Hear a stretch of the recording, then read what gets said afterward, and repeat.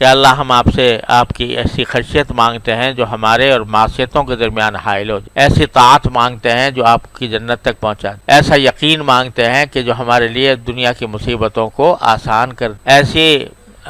لیکن ساتھ ہی مانگتے ہیں کہ ہماری سماعت سلامت رہے آخر وقت، ہماری بینائی سلامت رہے آخر وقت تک، ہماری ساری قوتیں سلامت رہے آخر وقت تک، مرتے دم تک، اور یہ ساری جو ہماری قوتیں ہیں یہ ہمارا وارث بنے۔ کیا مانا کہ ان کے ذریعے کچھ ایسی نیکیوں کا صدور ہو جائے ہماری زندگی میں جو ہمارے لیے وارث بنے، یعنی جو ہمارے لیے آخرت کا ذخیرہ بنے، اور ہمارے اوپر جو ظلم کرے اس سے بدلہ بھی لے لیجئے، اور جو ہمارے ساتھ دشمنی کرے اس کے خلاف ہماری مدد بھی کیجئے، اور دنیا کو ہمارا سب سے بڑی خواہش نہ بنائیے، اور دنیا کو ہمارے لیے علم کا منتہا نہ بنائیے کہ اس پہ جا کر علم ہمارا ختم ہو جائے، اور نہ وہ ہماری شوق اور امنگوں کی آخری منزل دنیا کو بنائیے، اور کسی ایسے کو ہم پر مسلط نہ کیجئے جو ہم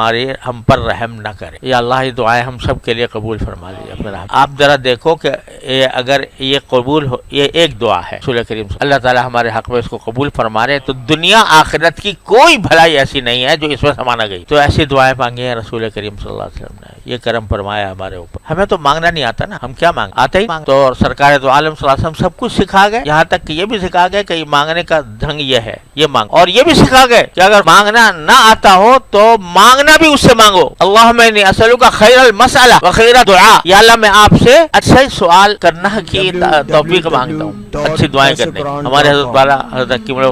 مولانا تھانوی رحمۃ اللہ علیہ ایک مرتبہ مجلس میں فرما رہے تھے کہ اللہ جل جلالہ کے ہاں تو دینے کی میں کوئی کمی نہیں، مانگنے والا چاہیے، کوئی مانگنے والا ہو صحیح طریقے سے تو اللہ تعالیٰ کے ہاں دینے میں کمی نہیں، کوئی جو نہ شنا سے ادا ہو تو کیا علاج، ان کی نوازشوں میں تو کوئی کمی نہیں۔ یہ مضمون حضرت بیان فرما رہے، تو حضرت خواجہ صاحب رحمۃ اللہ علیہ ہاں یہ فرمایا، لفظ یہ استعمال کیے تھے کہ کوئی جھولی پھیلانے والا چاہیے اللہ تعالیٰ کے، اس کے ہاں دینے میں کمی۔ حضرت خواجہ عزیز الحسن مجذوب رحمۃ اللہ علیہ بیٹھے تھے، وہ کہنے لگے حضرت کسی کے پاس جھولی نہ ہو تو کیا کرے؟ حضرت نے فرمایا جھولی کیوں نہیں سے مانگے، کہ اللہ میرے پاس تو جھولی بھی نہیں ہے، یہ بھی آہوی عطا فرمائی۔ یہ سب کچھ مانگنا سکھا گئے ہیں سرکار دو عالم صلی اللہ علیہ وسلم، اور یہ ایسا طریقہ بتا گئے ہیں کہ اس کے ذریعے اللہ جل جلالہ تک پہنچنا انتہائی آسان اور انتہائی مؤثر، اللہ تعالیٰ کا قرب حاصل کرنا، اس کے ساتھ تعلق مضبوط کرنا، اس کا مؤثر ترین ذریعہ ایک ذریعہ دعا کی کثرت ہے۔ چلتے پھرتے اٹھتے بیٹھتے بھی آدمی ہر وقت کچھ نہ کچھ مانگتا رہے، اور یہ دعائیں جو ہیں رسول کریم صلی اللہ علیہ وسلم کی مانگی ہوئی، ان کو بھی اپنا وظیفہ بنائے۔ اللہ تعالیٰ اپنے رحمت سے اپنے فضل و کرم سے ہم سب کو اس کی توفیق عطا فرمائے۔